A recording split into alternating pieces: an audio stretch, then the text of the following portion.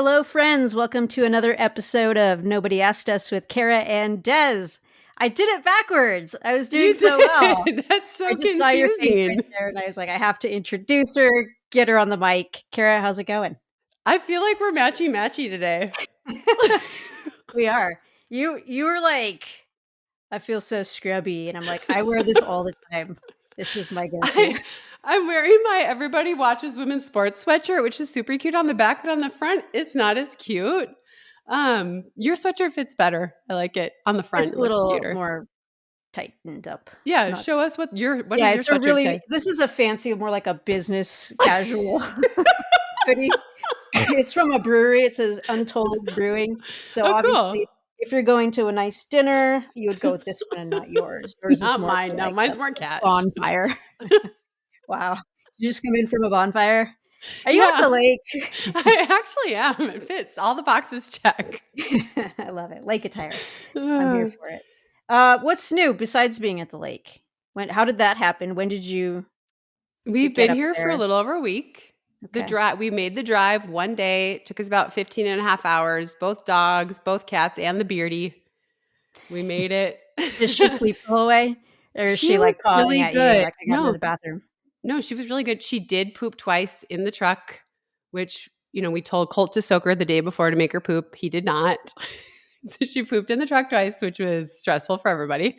But other than that, she was good. Actually, the last 4 hours, she just was like, I was actually wearing the sweatshirt and she was just sort of resting on it. It was really cute. But the drive is always, it is what it is. It's just long. Who's And the then worst on the drive?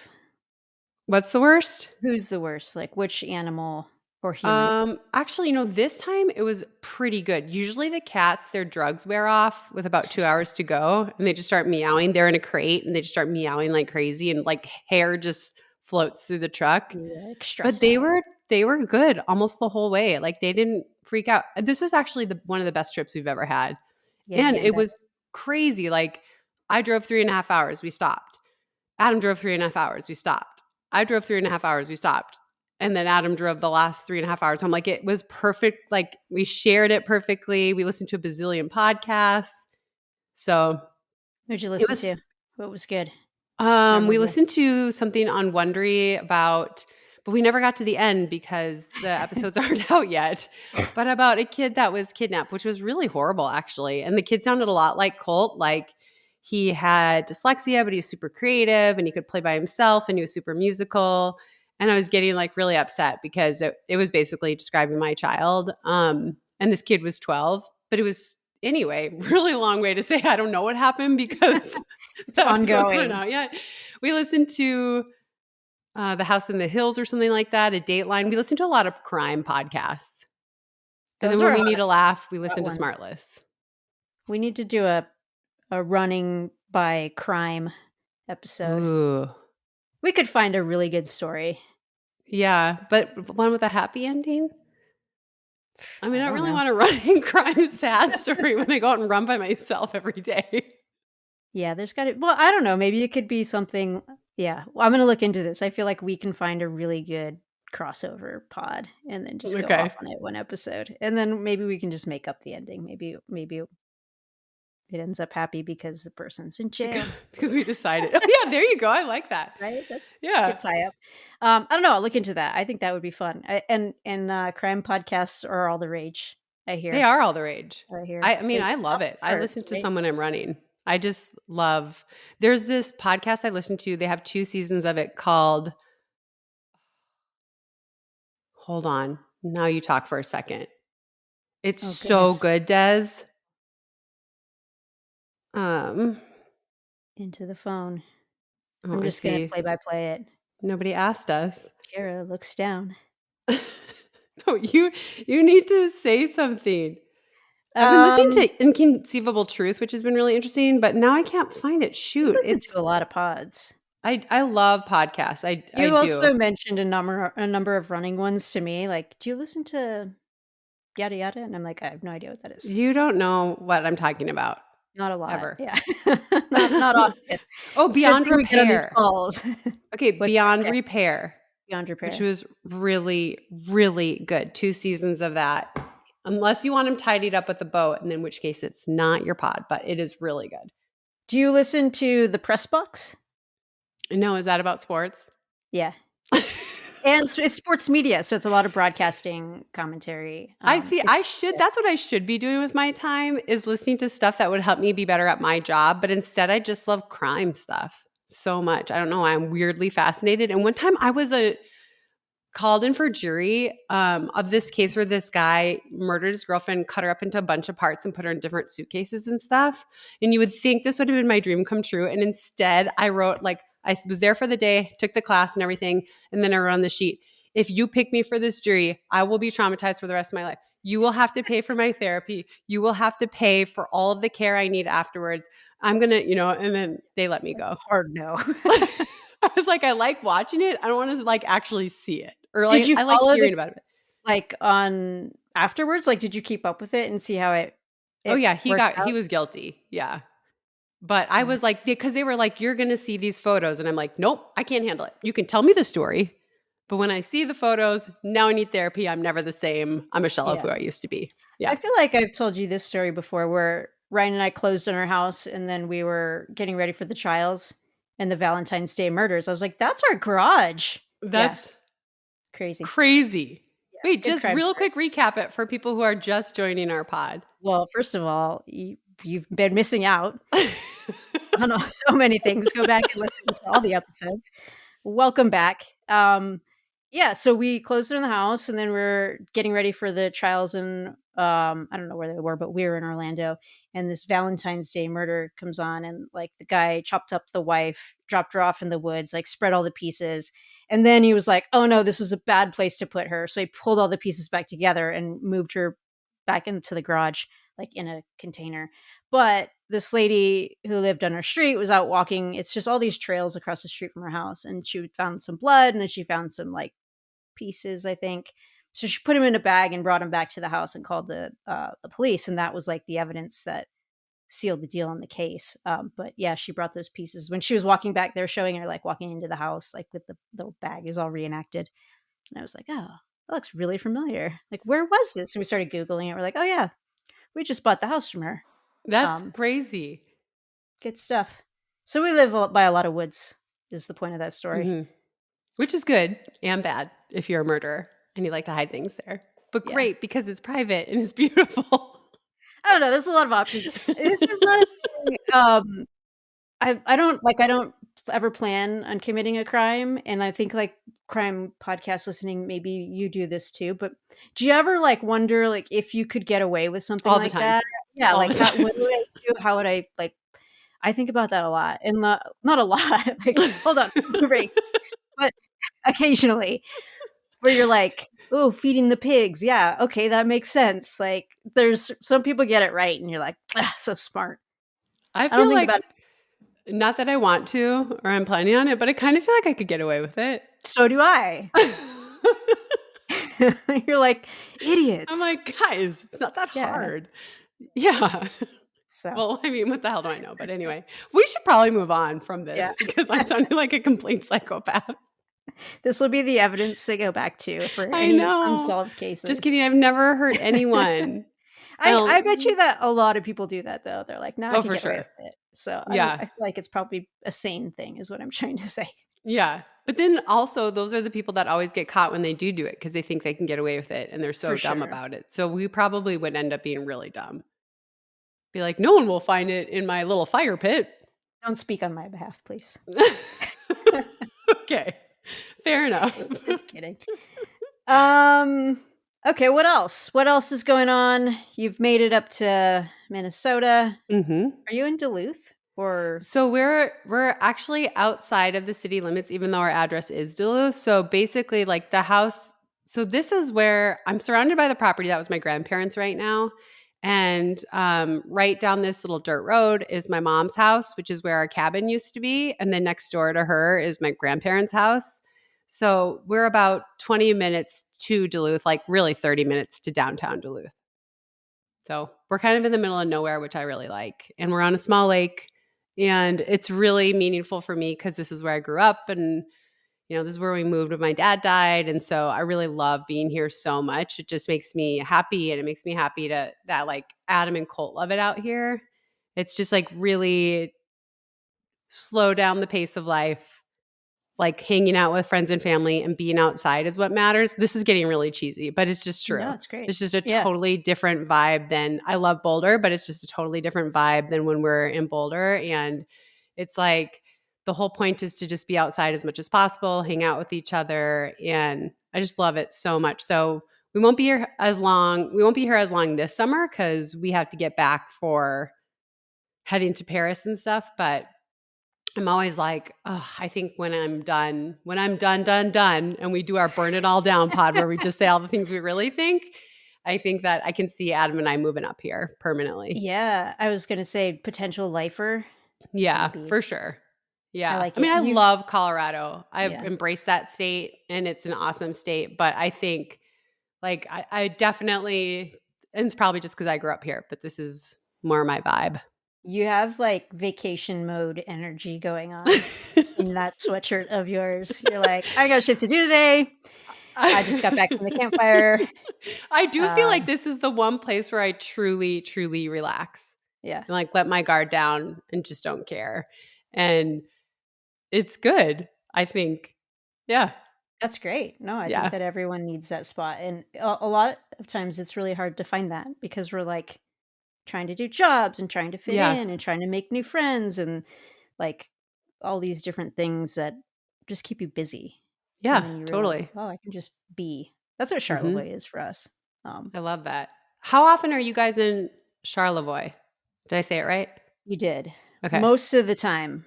Okay. It's a super harsh winter, probably pretty similar. So running gets challenging.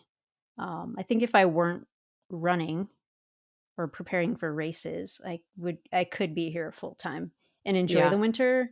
I don't even mind, like snow's not bad, cold's not bad. It's just like it gets really icy here, which is I can't do anything and then I get frustrated. So yeah, most of the time we're here in the winter, I'll go to Arizona or we'll be farther down Michigan towards Detroit. Have you watched the TikTok? Oh my gosh. Have you watched the TikTok dance star? Of course I have. Yeah. Although I have to say, finish your story. And then I want to go back to the TikTok dance thing. So we go downstate where the TikTok dancers were from. Okay. And we're down there sometimes, and then I can fly out of Detroit quite easy. It's a little bit better weather-wise. But the TikTok dancers, they're from Detroit. And Ryan and I are like, they showed like a home. We're like, that's not Detroit. And then they showed her meeting up with the parents. Like she's like live. And like she took 2 steps into this hotel. I was like, that's the Royal Park. Like that is not Detroit. This is Rochester Hills. Anyhow. What were your thoughts on that? Okay, so you watched the whole series? No, I didn't. We didn't get to the last one because we just got bored. Okay, so that's what I was going to say. I watched the first episode because my sister-in-law, who we have very similar tastes, we love cult stuff. Like I can't get enough. You tell me about a cult, I'm like, I'm dropping everything and watching it. I can't. Yeah. I mean, I stayed up late to watch that, and I love my sleep because I love stuff like that. But she was telling me about it. She had only watched the first episode. So I'm like, okay, I immediately watched it that night. I was like roped in. And then the next day I watched the second episode and it was like, kind of waned a little. And then the third episode was a total disappointment. Yeah. That's just we got through like halfway of the third one. I was like, I don't care about these people. I know. I was like, this isn't interesting enough. They're fine. Yeah, I'm sure they're great. Which, by the way, I'm not that much of an asshole, but it was just like, yeah, it just kind of like they were already out. Like they were already out of the cult. So it was like they are fine. Right. They are fine. And I don't really care what happens to the leader. Like obviously he's now been exposed. Right. And now the people in the cult have enough information to hopefully like snap themselves out of it. But these women were fine. Like they were fine. They're okay. They're fine. Yeah. Yeah. And I felt like there was too many stories, but not enough detail on either side. And they were like really slow. Like, very slow. So now what we're going to do is drive to the gas station. I did love all the dancing clips though, because I used to be a dancer. And shout out to Allie Feller, who just called me while we were about to record. And I thought of Allie Feller because there's all these little clips of them doing stuff. But if you don't know, that's Allie on the Run. That's Oh, her yeah. that's Yeah. her formal name. On her birth certificate, it's It's Allie Allie Feller. on Allison the Feller. on the run. Allison on the run Feller. On the is her middle name. Yeah. ONTHA. Yeah. Anyway, I'm sure she liked it. We should ask her. We should have asked her about that. I should Yeah. call her right now and ask her. Do you use TikTok? No. I don't either. I downloaded it during COVID and Colt made like 2 videos and then I deleted it. And You were too so tired to dance. So no, that's why I downloaded it because everyone's like, you of all people will love it because I still like to dance. I still think I'm good, even though I'm horrific. And by the way, actually, I don't want to slap my teacher. you She kind of was are good. due for a dance Instagram. Okay, well, Like, yeah, those that's fine. thrive. Those They really do thrive. thrive. Saying. Boost your But numbers, pad your I stats. just was like, it was so confusing, the whole app for me and like how you learn the dances or how you pick the music. I'm sure I could have figured it out, obviously. But then I had all these people tell me that it's like the worst app to have for security risk. So anyway, I'm not on Snapchat or TikTok. I'm not on the cool stuff. I'm really mostly only on Instagram, if I'm being honest. Been hanging out But with you my have an mom. amazing ex presence. Well, no. And So I've been I hanging feel out. like My ex presence is all about hating on dopers. That's it. I love it. It's so like ex. This is That's my all I attitude. do. Do you use Threads? I forget that it exists. Yeah. I actually posted on Threads yesterday, but I forget that it exists. I wish we could just go to one. Like my mom, I've been hanging out with her because she lives 200 meters down the dirt road and she's super into Facebook. And I'm like, so I went onto Facebook the other day to see what she was posting because she posted something really funny. But also, it was like a lot of work for me to get to it because I don't use Facebook anymore. So I had to go through Adam's account. So I wish we could all just agree on one. Yeah. But I know that's not going to happen. But anyway, I mostly just use Instagram. Threads, every once in a while, I forget it exists. And then Twitter or X, whatever you want to call it, is really just me just announcing all the doping positives in track and field every day. I go and just check the athlete integrity unit and see if anyone got popped. And if they did, I repost it. I love that. I think that it's, I feel like we've actually talked about this in the pod before, but each platform I try to bring a different personality to. I don't really know what I want to do on Threads yet, but I feel like it's my edgy platform. And so this is I can see that. It hasn't been yet, but I feel like I'm teeing it up to be. So this is my photo on there. Yeah. Okay. So when you first got It's that, just I was like, animal. someone's impersonating Des. Yeah, and I think I could get away with being edgier because they're like, well, that's not her. Right. I'm like, why is there like a St. Elmo? Who is that? St. Elmo. It's Animal. Right? Animal? It's from the Muppets? Yeah. Okay. Yeah, it's actually a meme. He's like wearing these chains around his neck. He's just Animal. And then it's like, would you show up to your friend's house after being missing on a late night bender or something like the next morning? I don't know. I'm not being very succinct, but it's a great meme. But the photo is really funny. So that's my energy on Threads, but I haven't really tapped into it yet. What's your energy on X? Non-existent. You're barely on there. I know. It's kind of similar. What I used to do is just take really quick hit thoughts about like anything in life, and it was almost like it's like a condensed journal. I had a thing drafted today that I was going to put up on there because it was like I can't, and I like that X makes you really think about how you want to use your words and like craft the sentence correctly. So I was trying to make it funny, but I haven't figured it out quite yet. But the whole thing is going to be like, there's a fine line or something with dog ownerships, and the paradox of dog ownership is like, your job is to make sure your pup is tired enough that he doesn't destroy the house. But you can't get him so fit that he becomes an aerobic monster and destroys the house. So it's there's a fine line there. And true. We're battling with that right now. We've got two very fit dogs that like they were just getting in shape. Damn it. How long do we have to run them? What's dangerous? Like, I want him to be able to function, but I would like him to stop just doing zoomies all over the house. All over the furniture. Yeah. Everywhere. That's a good one. And also when you figure out what that line is, let me know. Yeah, I'll put Asking for a do friend, you aka wanna, myself. do you wanna preview it, or I'll just put it on X and tag you? Put it on X. Let me know. Let me know what that line is. Yeah, it's gonna come together. I feel good about it. All right. Well, speaking of your X energy, we do have some running topics today. We do. We Um, do. thanks for bearing with the banter. Let's start with Lashinda Demus getting an upgraded medal. I believe they're going to award it in Paris. Mhm. 400-meter hurdler, iconic American runner, fantastic athlete. Finally getting the medal. That's exciting, right? It should be. It should be lit. Look, I love Lashinda, and when she won that silver medal in 2012, and she was doing her interview with Lewis Johnson, she was like, I'm getting the gold medal." And she was like, and at that time, I think she 100% knew she had just been robbed, but she was like thinking more like, "I'll be there for Rio."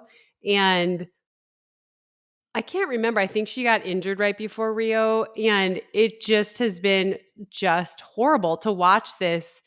She was a world champion, and shortly after giving birth to twin boys, she was a world champion in 2011. But she won silver in London, being beat by, I don't even want to say that athlete's name, but a Russian athlete who we later found out was not real or was doping, however you want to say it. And it's like we've known this for so long, and it's been 12 years and she still doesn't have the medal. And so now they're going to do their first, oh wow, I'm watching my son and nephews carry a giant mattress from the garage into the playhouse, and I'm just thinking about how many mice are probably in that mattress. Anyway, um Send a like dog wow, out. that should have looked that over first. But anyway, um it's 12 years after the fact. So they're going to do this first ever Olympic reallocation ceremony. But like they originally weren't going to fly her out there. I mean, So what were they going to do? What were they going to do? What was the game plan? Just be if you get like a yourself padded there, envelope? yeah, if you get yourself there, you can somehow get through security, I don't know, and stand on the proper spot. And I mean, I'm just like irate about this whole situation. I'm happy for her that she's finally going to receive her rightful medal and stand on the proper spot. But this is what I don't think people understand is that someone is going to win the 400-meter hurdles in Paris on the women's side. It's probably going to be either Sydney McLaughlin-Levrone or Femme Kabul or some other person who surprises us. And they're going to get so much coverage, and we're all going to marvel at how amazing they are. And they're going to get all these additional sponsorships and deals afterwards. And Lashinda missed out on all of that. And so for her to finally get this medal, but have to fight to get it, like to even have her way paid to be there, like she has a GoFundMe right now so that her family can come and watch her win this medal. She's expected to go into debt to go get a medal that is hers.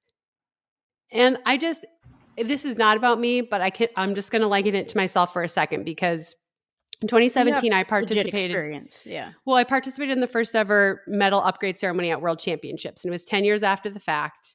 And I was told, I think 12 days before, hey, if you get yourself there, you can stand on the proper place on the podium.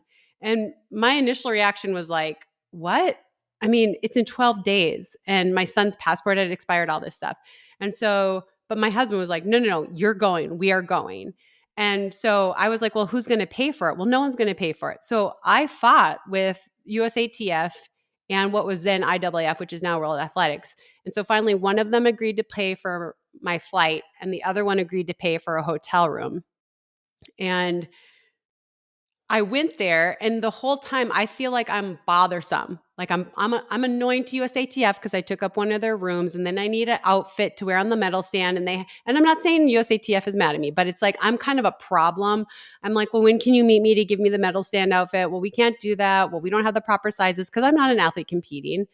And then we get there, and it's like, hurry, do the women's 10,000 before the real 10,000 athletes come out. And it's like, no. Joe Pavey and I were real 10,000 meter athletes, and we got screwed and we missed out on all that. And the whole thing felt like we were imposing and we were kind of a problem, like an annoyance. And that's kind of how I feel.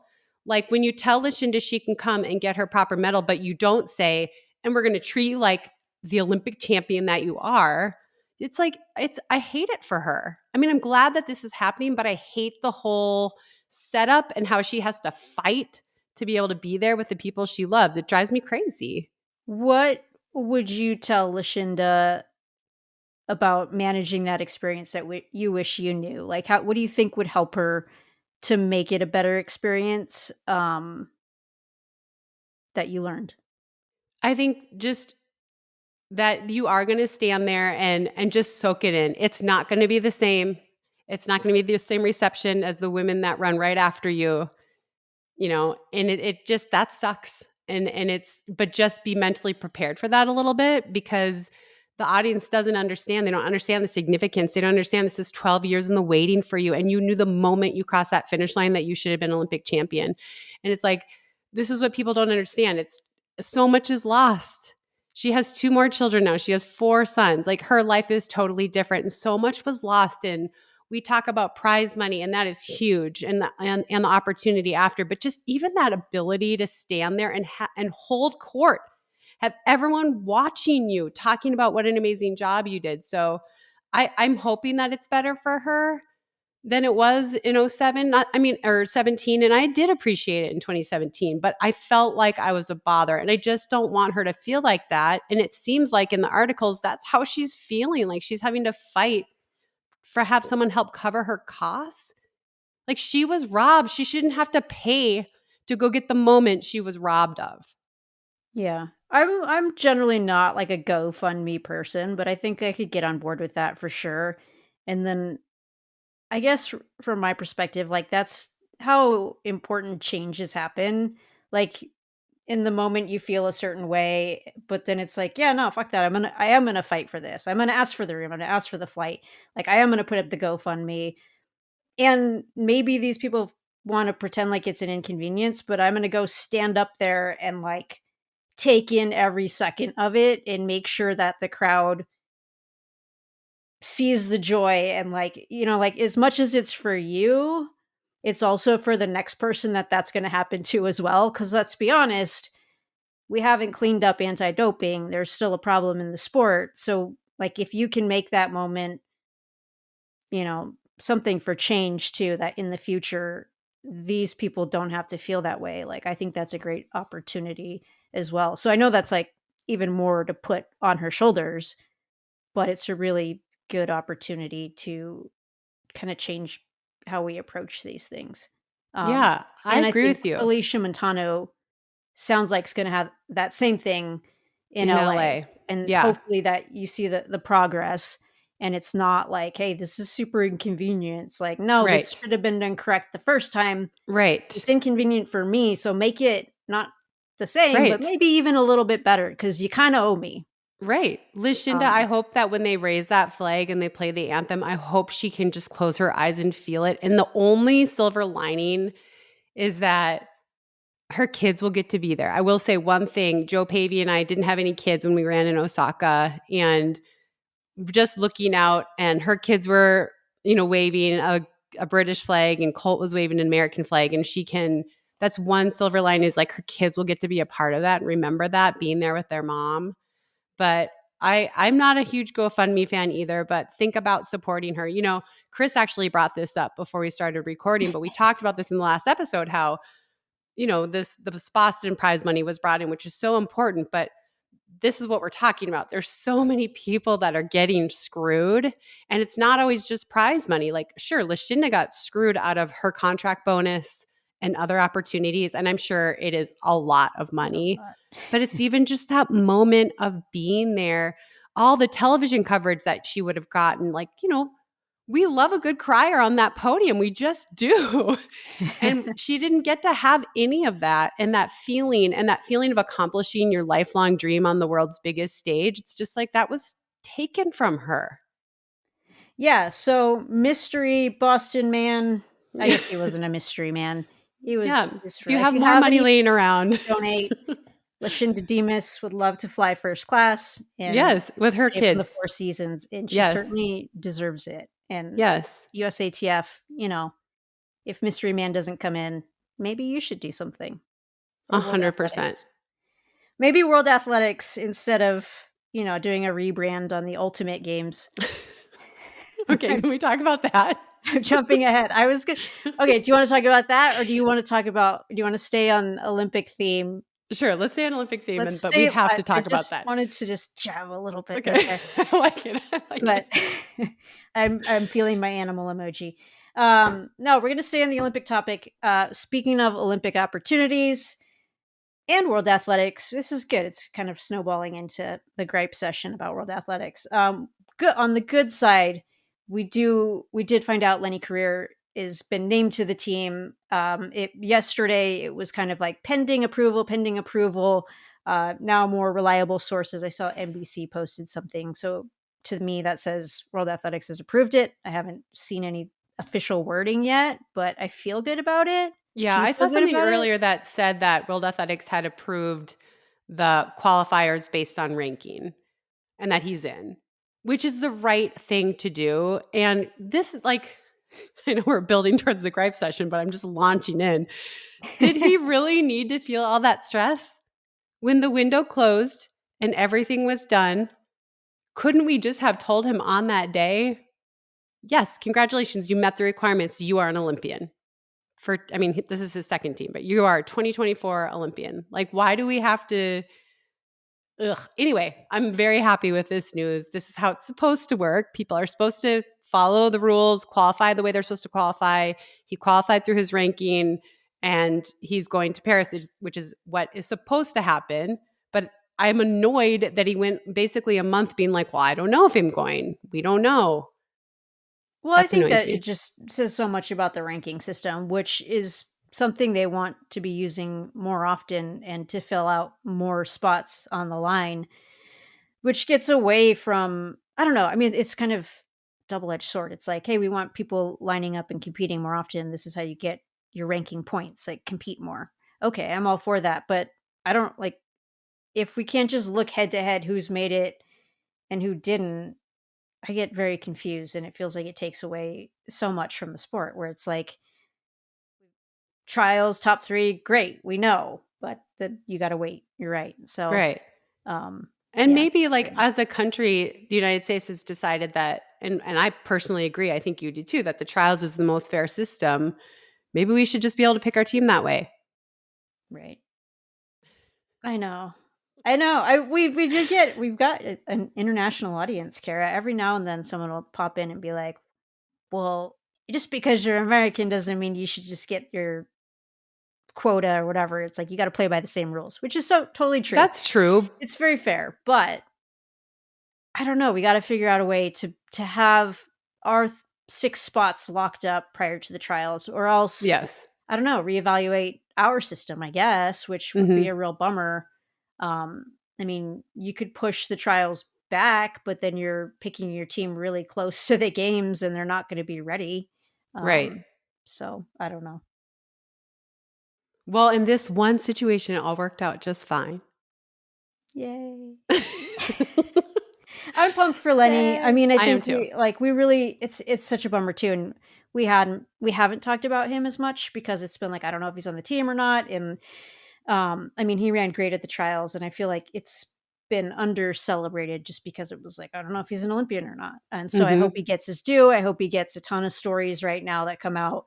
I hope he's been training really hard and he's ready for the moment, which will be really exciting for him. And after that fourth place finish last time around, it's a really cool story. So It is a cool story. And I remember Lewis interviewed him after, but I don't know if we were off air or not. But I saw the interview and he was so happy.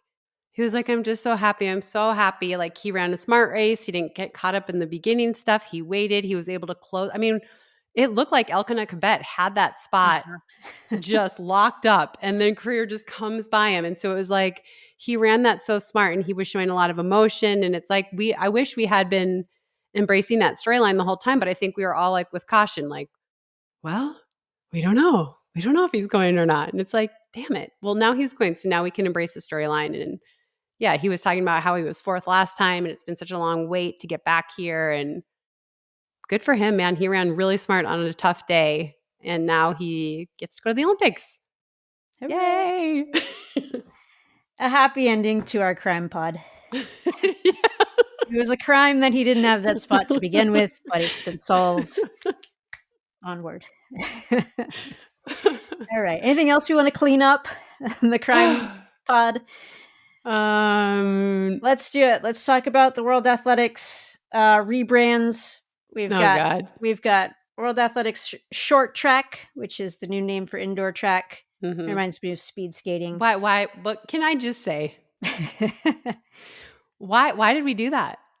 We knew if we had indoors with a little eye at the end of the time. And that's how you knew it was run indoors. Why did we have to go to short track? Now it looks like maybe the track was short and it's an error. Like, no, like that's not an official result because it was on a short track. Like, no, but that was indoors. Well, why don't we call it that? Well, we did, but we wanted to be confusing and silly. Short track. Like, I want to run my PR on a short track. I didn't even know that was the thing until you said it once on the pod. You were like, oh, it's short track now. And I was like, haha. And then later I was looking at something. I was like, oh, she wasn't kidding. Sounds like a joke. Serious. The rebrand is on. Oh, God. Okay, yeah. Anyway. Well, that's like the kickoff point. And then there's been stuff recently. They've rolled out new rules for, I guess this is a Diamond League thing, but like how they select the winners of the throws or like the throws events, where it's farthest and like regular competition. And then you go to a fight, you qualify to the final, and the final is you get one throw, I guess. We could have Trey come on and correct me. Yeah, so like you could have thrown further in the preliminary round, but you don't. It all is like scratched by the time you get to those final three people, which is like, what are we doing? Isn't the point to see who can throw the farthest? Right. And then we have the jumps where they're kind of going to a zone. We've talked about this in the past. Stupid. Where it's like, well, now there's no precision involved. There's no steps element. It's a different sport. It's a totally different sport, right? Instead of having to like part of the skill and difficulty of the long jump, as I understand it from long jumpers, because to be clear, this body was not made a long jump. You're not jumping, huh? Not long, not happening. High. But as I understand it from the Olympic champion, from decathletes, from other people who actually do jump, nobody liked this rule. It was like, that takes away the skill. Part of what makes the long jump is having to nail that landing right on the right place on the board. But yeah, so World Athletics proposed these new events, and that's one of them. And give me some more, Carrie Goucher. Give me some more fun events. So one is the long jump ruling, which nobody likes, so I'm not really sure where it came from. The other one is changing the weight of the javelin and the throws. Okay, not really sure what we're doing there. Another one is a mile steeplechase, which, entertaining for sure. And then the other one is, what we need? More sprint mixed relays, a mixed 4x1. And I'm thinking, that sounds dangerous as hell. Thank you. Can you imagine Noah Lyles coming at you full bore? No. The only way it works is if the women are the first two legs and they hand off to the men. To the men. Still, I don't get it. If we want it, maybe the danger element would be fun. Let's just see. It would be fun to watch, honestly. But I don't want to be on it. I don't know why when we're trying to add events, it's always a sprint relay, right? So we added the mixed 4x4. Now we're talking about adding the mixed 4x1. What about a 4x8? DMR. Why is it always, or a distance medley relay? Like, why is it always a sprinting event? And so I guess I should be excited about this mile steeplechase. But what I have a hard time with is, no, I'm not though. Yeah. I mean, I think it could be fun here and there as like an exhibition event, whatever. But we have great racing. And so we're like, the 10K is pretty much non-existent now. It's hardly run at any races. This is the death of the 10K. Well, that's too long. We can't hold anyone's attention for that. So let's make a mile steeplechase, or let's add another 4x1, and it's like, wow, we have all these really cool events that are all very different and require different skill sets. And instead of selling those, we're just changing the sport. And I'm not a fan of it. I know I sound like a crotchety old lady. I know it. And I am to a certain extent. But it just seems like if you're in charge of World Athletics, shouldn't the goal be to celebrate and create interest in what we have, not change what we have? Fully agree. It's so I'm yeah. frustrating. I don't understand it. It's like we can't do the job we're really trying to do. So let's just put up these flashy little things and maybe people will forget about it. Like, yeah, but you still need to sell the sport. Right. And I don't That the know if bottom line still doesn't changing it, change. right, like Right. changing the games, like you're still not selling the sport. Make me Yes. care about the racing. I don't know. I almost think of it as the opposite direction that they're going where like it's everything's getting shorter and quicker, which I get, like you want to have a dynamic show and make it exciting the whole time, but I think from my perspective what's missing is really good stories about people, and part of the problem is the segments are way too short to tell stories about True. people to make them care. So like if you did a whole show on like half on the 1500 and half on the 100, well now you have time to really go into it, and there's not anything else beyond those two, but you can sell the shit out of both of those and like really get into it, make people care about who's on the line, what they're racing for. You can make prize purses bigger because there's not as many people involved. I think it's slimming the program, but lengthening their part of the show. Yeah. And then you got to create consistency. Like you have to, we have a FedEx truck backing into the yard and the dogs are just watching it. And he's planting shit. He doesn't even see it. Please don't hit my dog. Please don't hit my dog. Okay. Don't hit the dog. Okay. We're good. I feel good. Um, the guy came to the door the other day and was knocking on it, and Rivers was sitting there like barking at him, but he smiles. Like he does this really toothy smile, and the guy was like, "Is he growling at me or is he smiling?" Because I could see all Aw. his teeth. I'm like, he's so happy. All right, everyone's fine. We can edit that part out. Um, Anyhow, I want more stories. I want to know about the people. I want to understand the events. I want to understand the dynamics of the actual racing. Um, and I don't think we do that. We can do that with all the different things going on. So I don't know how adding more Right. is the Solves the solve. problem. I agree with you. Look, we both have worked on the television side. That's my gig. And it is really hard because when I was racing, I'd be like, I can't believe how many times we cut away from the 5,000 and the 10,000. Well, now on this side, I'm like, we haven't even touched the shot put yet or the high jump. And we have to get all these commercials in because it's on public television. So like somebody has to pay for it. So now I'm on the different side where I see why we have to steal from the 10 and the 5, but it also just destroys the storytelling and it destroys Mhm. what makes those two events really special and the build of the races and the crescendo and why everything's happening the way it's happening. And so a few years ago, maybe this might have even been before COVID, Michael Johnson was like, we should have like track meets that have like a sprint track meet and a distance track meet. And I was like, that's the worst idea ever. You just hate distance. Now I'm like, I mean, we could do that throughout the season, or half sprints and half distance, but like, so we can get into it. I love what you're saying, like actually get into the meat and potatoes of what's happening because it's fascinating, Right. but we skip over it because we have to just get through all these things. And instead of adding more chaos, let's really think about maybe I know that World Athletics wanted to go down to this 2-hour packaging because people only pay attention for 2 hours. And I'm like, have you heard of the Tour de France? But whatever, no one wants to hear that. So apparently we have to have this 2-hour window. So if that's really what we're going to do, then I agree with you. Maybe we should have meets should be a couple days then so we can really highlight different events. What we have is so special. And I just feel like we are just killing it by trying to make it like a TikTok show. It's not a TikTok show. That's not what our sport is. People freaking watch golf for hours. Right. We can do this. We It need can to be figure out done. a way. Yeah. Formula Yeah. One. I mean, they're just Yes. going around the track, but we care, we watch, and that's a Yes. 2-3 hour show. Like Yes. other events, other sports are doing it. And I think that this is just to take our minds off of the fact that we somebody hasn't done a good job. Yeah. Like we have to sell what we have and we have to figure out how to make it interesting. Um I think the Sprint Netflix show will be fascinating to see how that does, Mm-hmm. if that moves the I needle think at it's already all. been re-signed for a second season. Okay. Again, I feel like can't decide if I really want to go down this, but I think I'm just doing it. All I right. feel like when we think track is exciting, we always think of the sprints because it's quick, it's easy, it's not the sprints are so complex. Don't get me wrong. There's so much going on, how they're getting out of the box. Trust me, Otto has let me know. But it is over quickly and it's visual. We can see it right away. Oh, they got out of the box better. Oh, they're ahead. Oh, they got caught. Like you can see it and it's all condensed in this like 20 seconds or less or 22 seconds or less thing.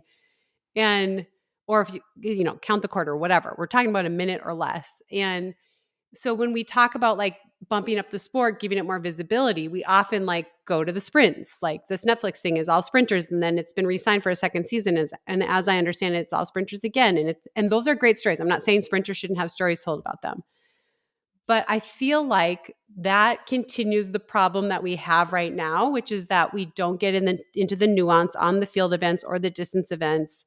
And so how many times do people say to you, "Oh, well, we watched 10 minutes of the 100 because we watched them in the blocks and then we watched it over and over," and like that's still the same problem we still are having. So it's like, I just equal distribution on how we highlight this. I mean, we've heard about a couple new track events coming in next year and one event coming in this year. And a lot of them are sprint focused. And I know that that's interesting. I know it's quick and I know it's fast and it's easier to hold the attention of the public, but that is the death of our sport because our sport is all different body types, all different abilities can all come together for track and field and do all of these different things. And so I'm not hating on the sprints, but it's like, I don't know. It's just like, I don't feel like this really helps the sport overall. It just gives the sprints more interest. And then we're still fighting to show other events. So I think that's interesting in that, like we did talk about, like maybe you have a sprint night and then a distance night. Like, where are the distance people that are going and fighting for the distance? You They're know what I not. mean? They're Like, just bitching on Twitter. right. Like, who are And those people? What are I they mean, they doing? exist. How can like you get active and get what the sprinters have? Like why can't we not organize and do that? And I think it's true. Like I think a lot of people just complain, like, I don't like it. Well, why would you spend money on this? Or, like whatever. We can all armchair quarterback it. But the reality is, like, sprints are like, hey, we got to pick ourselves up and grow the sport. And they're doing their part. Yeah. So if they go, hey, you know what, let's leave the rest of track and field behind, they'll be fine. And I think the distance component, mid distance and up, needs to figure out what they're about, what they can sell, because they're the ones that are getting hacked. You know what I mean? It's like the Yeah. 10K gone, like Yes. 1 mile steeple. I mean, those are the events that are getting torn down, or the longer distance. So they need to organize and figure out how to sell it. And I was thinking about this the other day with the show, like the sprint crew is getting. I think distance would be so fascinating if you get all the behind the scene dynamics, right? Like Right. how often do we get on the call and talk about gossip and like shit going on in the industry and like this contract and that person and this rumor, and we have like 45 minutes of that, and then we're like, okay, we got to do the actual show now. And those are the stories that, like, if you have all that drama, like I'm thinking about the Formula One show, like if you have all these like storylines going on, and then you're piecing in the long form of like the actual race itself, and you can kind of see the personalities and the aggression and like who's fighting for what. And it's so much more than just a 4-minute race for the 1500 meter or whatever. Like, you need those bigger picture like motivations to understand those events as well. And I think we saw that a little bit at Prefontaine, right? There was so much hype around that men's 1500 and the press conference was like so awkward and everyone's like tense and ready except for Yard Nagus, who's like, let's talk Pokemon, It's like, but that's so many people tuned in to see that race. So it can be done. Yeah. And also the distance athletes need to let their guard down a little bit, I will say too, and let reporters come and let reporters ask you questions and film you working out, like you can't be quite so secretive, and like you got to let people in if you want your sport to grow. And it's just, we watch the marathons get good viewership. So this can happen. It's just being creative. And I do want to say one other thing, just because we're pooping on World Athletics, but this is my big final dump on them with this new Ultimate World Championship. Yay, ultimate. So we have the Olympic Games every 4 years, and we have the World Championships every other year. That's not enough. we're going to have the ultimate world championship. Now, I'm not necessarily opposed to like another big event that's fun to watch, but to say, I think the quote from Sebco was something like, we need engagement every year and people paying attention. What are we doing with the world championships? That's the world fucking championships. How are we, like, again, we have that already and it's freaking awesome. And I understand like they're trying something new. They want to condense it down to 3 days. And I get that. I get that that's easier to manage and digest from maybe someone who's not a track and field fan. But again, that's not how our sport works. So it's like, I mean, are we just trying to do away with how our sport works? Tell me your thoughts on the Ultimate World Championship.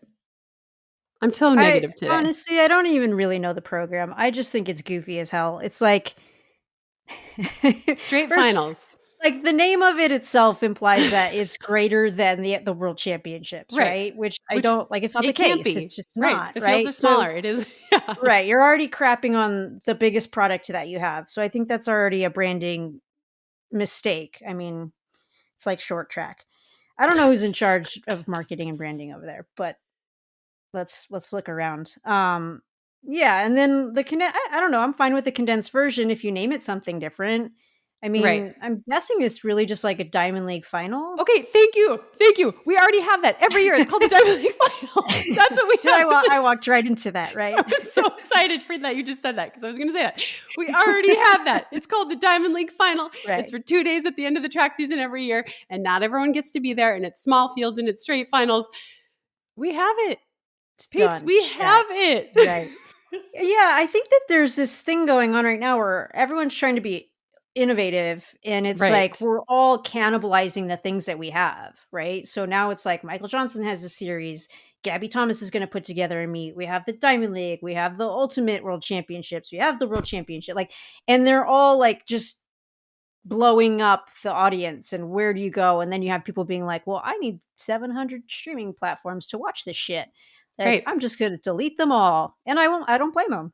I mean, I worry that people will get fatigue of trying to keep up with it. I think about Eugene and how every meet I ran in Eugene in college and as a pro was packed. And now Eugene's getting a little bit of track fatigue because the NCAA championships are there almost every year. The conference championships are often there. The state championships are there, you know, and it's like the world championships, the US championships, the US trials. And it's like even the hardcore fans are getting a little bit of like track fatigue in Eugene. Right. The one place where people like actually are educated. The only thing going on is track. Yeah. And they're getting track fatigue. So I worry with all of these new ideas, it's like everyone's trying to reinvent the wheel instead of saying, okay, we have an awesome product.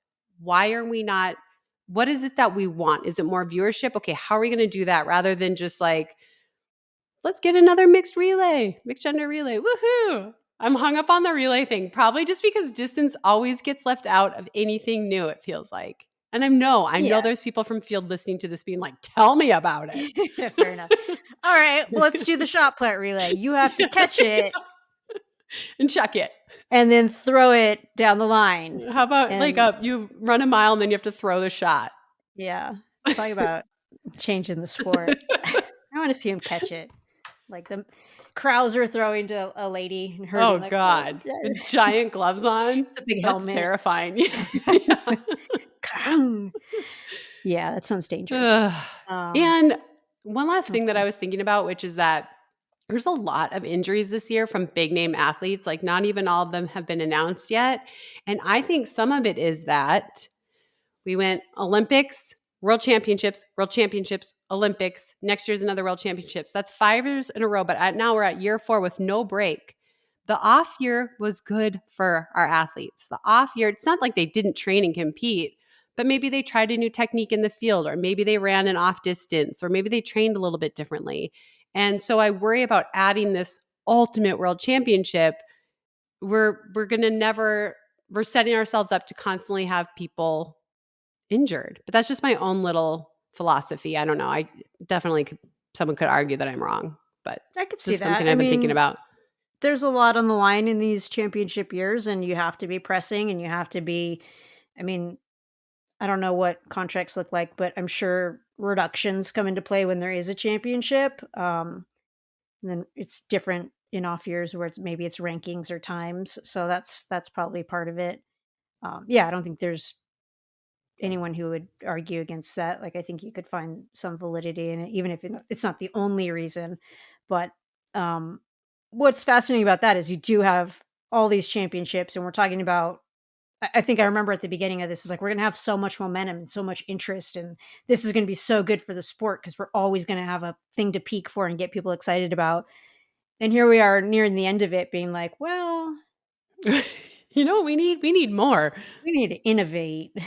We need new events. Like, I'm so wait. sick of the word innovate. Yeah. It's like, So, all right. Well, we need to go to some good news. I think World yeah. Athletics, if you want to come on and talk about this stuff, Yeah, give me a reach call, out. Seb. Reach Yeah, us. Reach out to let's do us. it. I'm sure they'll be right on that. But some exciting stuff coming up in track and field that is good for the future. We didn't talk about this, but I'm going to throw it on your plate, and we can Okay. just broadly riff on it. But the Brooks PR meet. Are you heading out? Yes. What's your I'm involvement? Tell me about it. I'm excited. So this will be my first like youth thing I've done with Brooks. And so I and Adam and Colt, we're going to the Brooks PR meet, which is that's the day after this pod will come out. It's the 12th, Wednesday the 12th. And the athletes are invited in. My niece is a hardcore runner, so she's been like telling me who's who in the races that Love it. are going to be there, which is actually really fun for me. But I'm going to be basically as I think I am, I'm Lewis Johnson. I'm interviewing athletes as they finish Yeah. their Okay. event. So I'm just excited to be there. I love youth running. I know high schools, they seem so old now, especially like with some of them signing NIL deals and Oh, stuff, geez, yeah. but they are still kids, right? And it's like I fell in love with running in high school. I mean, I always loved it, but high school is when I just really fell hard for running. And so I'm excited to be around that energy, be around kids. And I mean, all these kids are like way better than I ever was, which is wild. They're so fast. And They're ridiculous. it's The like, meet will be ridiculous. There's always insane like records set, and there's so many opportunities for the kids now with national championships. But this is the only one. It's not a national championship. It's just like you come here to run fast, and yeah, they you bring get in invited and we're going to set it up for fastest you. kids, Yeah. and they make them race each other, which is super cool. It's so Sorry, cool. I I'm didn't mean really to cut you off. excited. No, I'm excited. I've never seen it before. I've heard about it, but I've never seen it. So I'm excited to go and watch it and see these kids just compete because that's my favorite thing is not checking the clock. We've, again, crotchety old women. We've talked about this before. Just seeing people race, and it's gonna be really cool. I can't wait. You're gonna love it. They do a great job, and yeah, I think as much as we can gripe about state of the sport, world athletics, you get to an event like that and you just see the passion, like the hunger to accomplish big goals, and you're like, oh, the future's all right. Yeah, I Like it's know. okay. You So I sometimes think, just need to see that, yeah, right? Just to be like, okay, all right, the passion's still there. We do have another uplifting thing to talk about today a little bit. Okay, so we have another fun, different segment today, and it's the lever segment. And if you don't know what lever is, it's something that you attach to your treadmill. So any treadmill that has arms, you can put it on. You slip into these shorts. It's a pulley system, and you can pull yourself up and run with less weight. And I didn't know about what a lever was, but when I fell in November with my dystonia and I jacked up my knee, they brought one to my house, and I was able to run and get that running movement in while I was still healing. So it was like huge for me because when I came back, I had to take 8 weeks off, I think, land running. And when I came back, I was able to run. Like it wasn't so foreign. And it's so much more affordable. I mean, we all know what an Ultra G is, not, or we've heard of one. This is much more affordable. So it's sort of anyway, more practical as well too in terms of like space. yes. And Like it goes on your it just treadmill and you can hooks right still, on, right? yeah, you can use your treadmill you can still use your treadmill as a regular treadmill while it's on. It literally takes 5 minutes to set up, but I just leave mine set up on my treadmill. And sometimes I use it and sometimes I don't, but it doesn't like take your treadmill forever, right? So we're going to do a little segment with them today. Please check it out. It's such a cool device. It's so much more affordable. And there's a million reasons that you can use it for like overcoming injury or if you want to add extra miles and not have the pounding. But if you use the code Nobody Asked Us, You can get 15% off if you want to buy a lever for yourself. How will they But remember that code? how will you remember? Nobody asked us. But so they are sponsoring us this episode, and they want to do a comeback segment. So this is our segment right now, Okay. which is really fun. It's basically like the lever lifts you up, helps you come back from something. And what is it like? What was the comeback? So we each are picking our current favorite comeback story. Dun, dun, So dun dun dun. dun. I thought of so many and they're all track related, but do you have one? Do you want to go first or do you want me to go? I'll go first. Okay. There's so many good stories, and I talk about Jess Ton too much, so she's not gonna be Jess Oh, that's what I McClain. thought was going to be yours. No, you can't do that. I talk about her way too much. She won the last race when I called her out, and so I feel like I've used her up enough, and she's on her own to fly. She does not need No a more lever comeback. to lift her up. She's got her wings. So I will give my uplifting story, Return to Fitness award, to Charlie Lawrence. Oh, He's one of my buddies who has done some training with me, paced me in the 50K world record, and then set the 50-mile world record last fall. Funny kid, super quirky, um, rubs a lot of people the wrong way because he's just like, he's cocky, which I love. So he was down in Florida. He stayed with us, Ryan and I, and was training for the trials and tore his labrum. And so he was trying to make the 100K World Championship team and had a big schedule lined up for himself. And obviously had to take a bunch of time off. And he's one of the hardest workers I know. It's crazy. If you go look at the Athlete Specials um, YouTube page, he did like a day with Charlie Lawrence, and you'll see how hard this kid works. And so he's back on his feet now after his injury. He's getting ready for a big summer and fall of racing. And I'm going to shout him out now because I think he'll probably do something bananas in the 100K later this fall. So we can say you heard it here first. And he's also a guy who uses the lever. Like it's part of his that's whole perfect. regimen. So he uses one of everything. If there's a contraption out there that helps you as an athlete, he's got it. And I think the lever was a pretty big part of his comeback. So it makes perfect sense to make him my uplifting story. I love that. And he's a Minnesotan. It's I met true. him through you. Yeah. Even though Great he hair. lives in Just the Boulder, hair. he has a lot of good hair. Yeah. Yeah. Okay. So that's a great one. Yay, Charlie. I'm glad Thank to you. see he's back out there. I am sticking with this men's 1500 Mm, and I'm not going let's go. Ingebrigtsen, who's also on a comeback, but Yep. I'm going Jake Whiteman because Jake Whiteman won the world championship in 2022 and nobody even mentions his name. And then he was injured bad in 2023, could not string together a month of training. And he's been patient and stayed out of the fray. And he went to Prefontaine. That was his first mile in I don't even know how long. And he Mhm. ended up getting fifth. And afterwards, he's like, oh, I haven't run it in so long. Like I made some tactical errors. But to go out in that field after a year away and get fifth after over a year away, I just thought Mhm. was so impressive. And it's cool to see him come back. It's hard to come back when you're like literally the last time you ran, you were world champion. It's hard to like claw your way back, but I'm just excited for him. He looks really good. And I think come Paris, I don't think he's going to be fifth. I think he's going to be higher. So that's mine. He's a sneaky athlete and he's super easy to root for, and I don't wanna get myself in trouble, but, I think it's totally possible that someone who's very quietly working their ass off right now, staying out of the fray, Mm-hmm. could surprise, and if that happens, you gotta applaud them. Yeah, 100%. Okay, I'm gonna ask for, since you had a bunch of these, if anybody comes to mind, do we have a female for our lever conversation? I Give me a good mean, female in the comeback. They're all pretty healthy. they're all pretty healthy right now. Um, yeah, I'm I gonna mean, I'm gonna pitch a name and then you just tell me if you know anything okay. about the comeback. Okay. Someone who is also a very hard worker, tough year to be dinged up, but I anticipate will be back quite strong when she's ready is Emma Coburn. Oh, yeah. What's the status there? Any updates? She's she is hoping to race this year. I felt She's hoping to like race this yeah, year. this is where we So, get the insider information. yeah. So, she fell and twisted her ankle so bad, it curved over so much that it snapped the ankle bone off.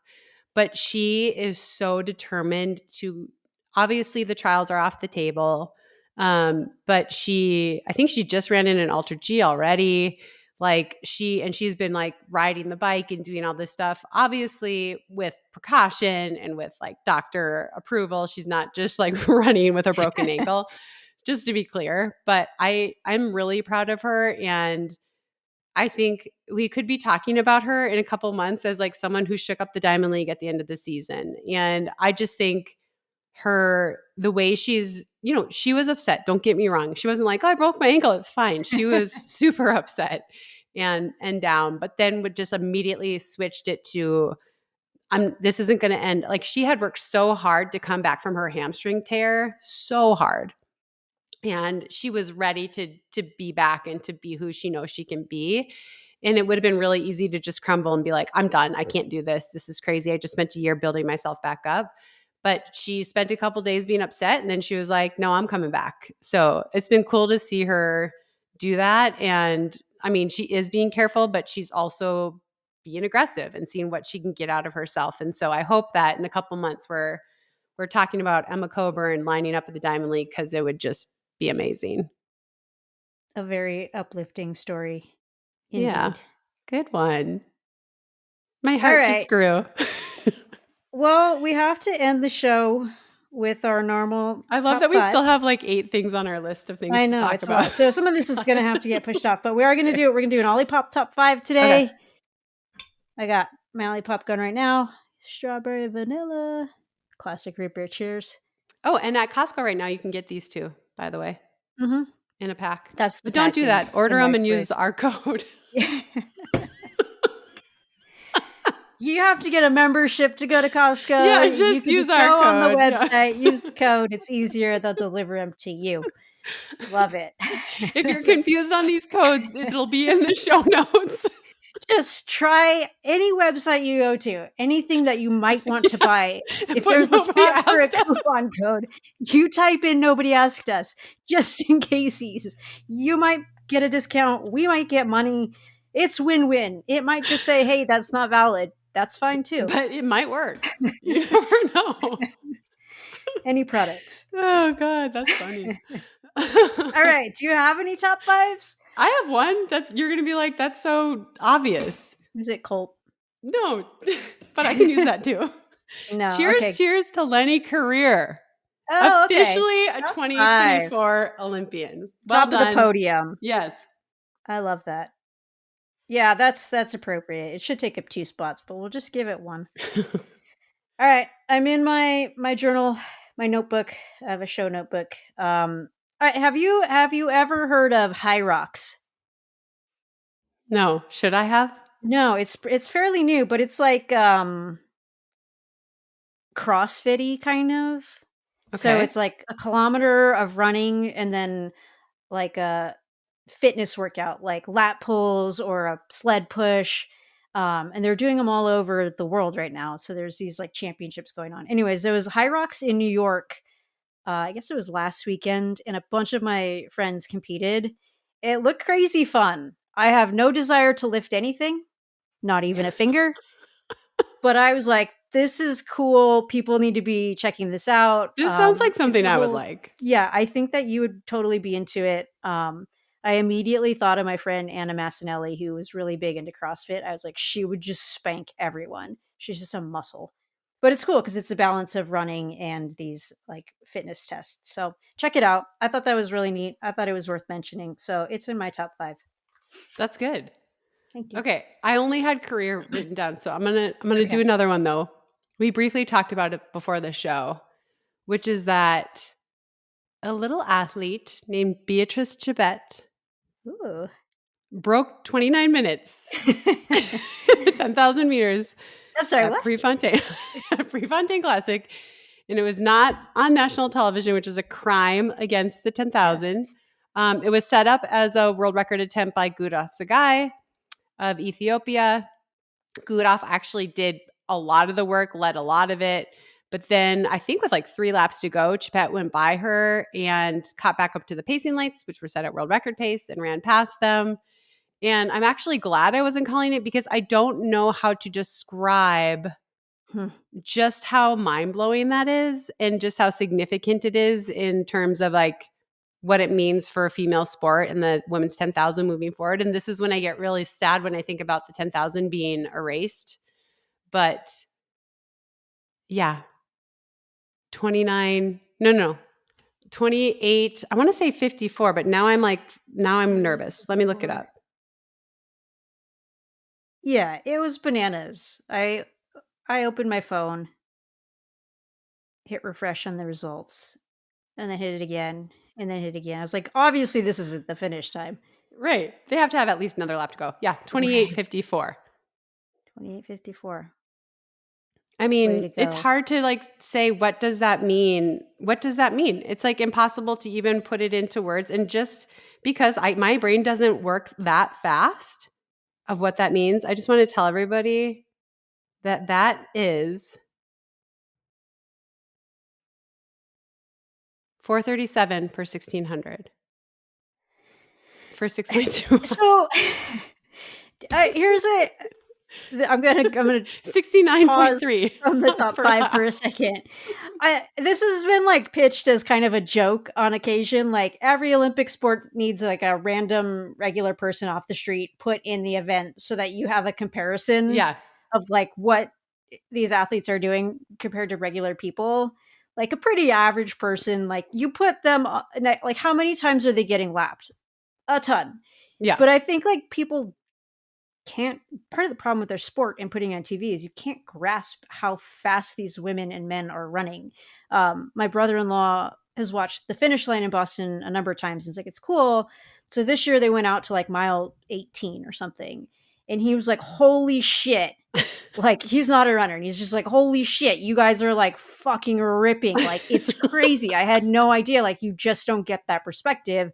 Like going down Boylston, like it's not the same. And he was like, insane, but you need a way to put that on TV because if you could grasp, like even if you put like a top American in there and they're like just like this is American record and this is the world record, I mean different comparison because that would kind of hurt people's feelings, but still, like, you know what I mean, like that's insane running. 69 seconds per lap. I mean, it's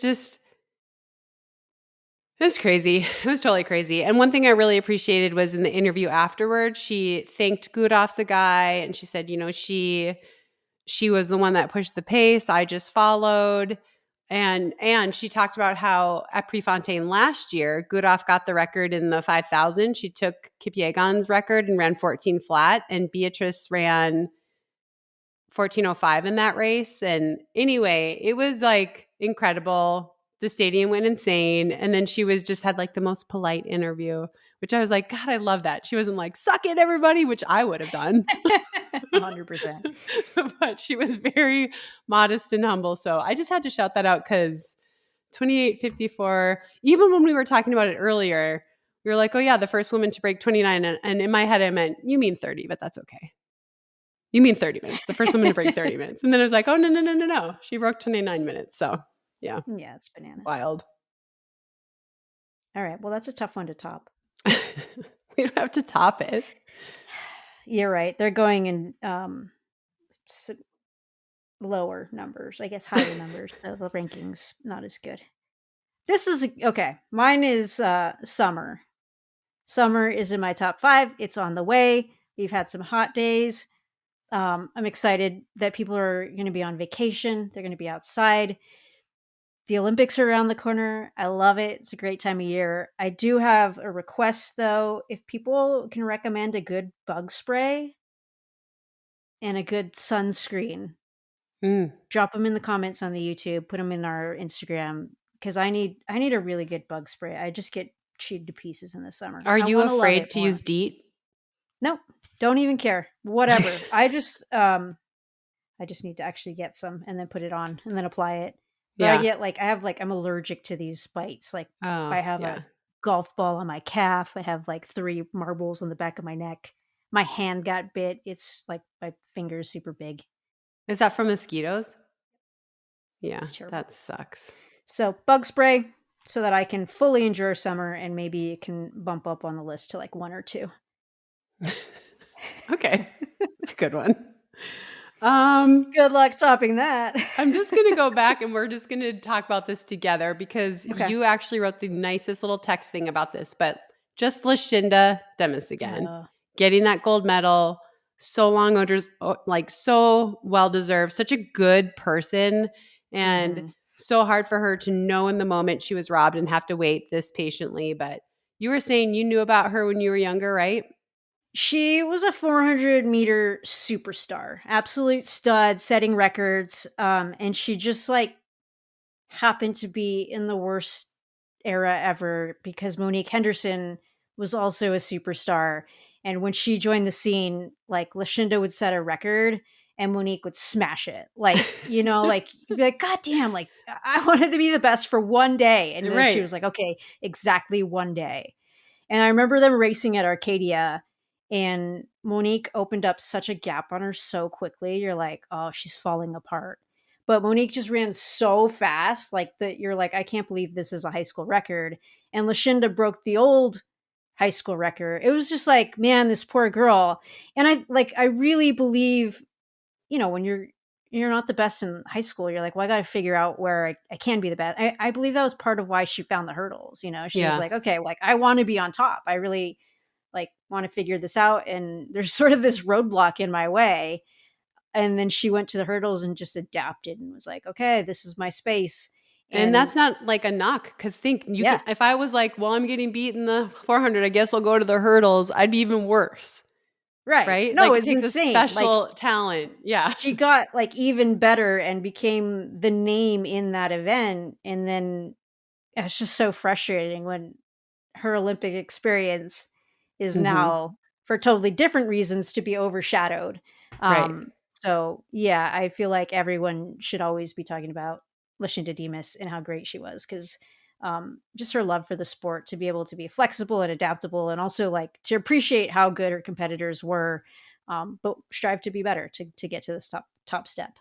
And we'll be there when she gets her medal. You and I That's will cool. both be there. And we're going to cheer really loud, Yeah, even we'll though we might get not be like maybe we can get together, the but we're going to be wave. there. Yeah. Yeah. One time at a Should be like, stadium, thanks a lot, idiots. there was all these moths going around, and this guy was really obnoxious. He was like, "If they score, I'll eat a moth." And this team scored, and I got the whole section to chant at him, Eat "Eat a the moth. moth, eat the moth." He did Of not course eat the you moth, did. but we all harassed him. That's So disgusting. we can think of something better for Lashinda. Yeah, something better. Not eat the moth, but we'll think of something. Whole I the like that. whole stadium.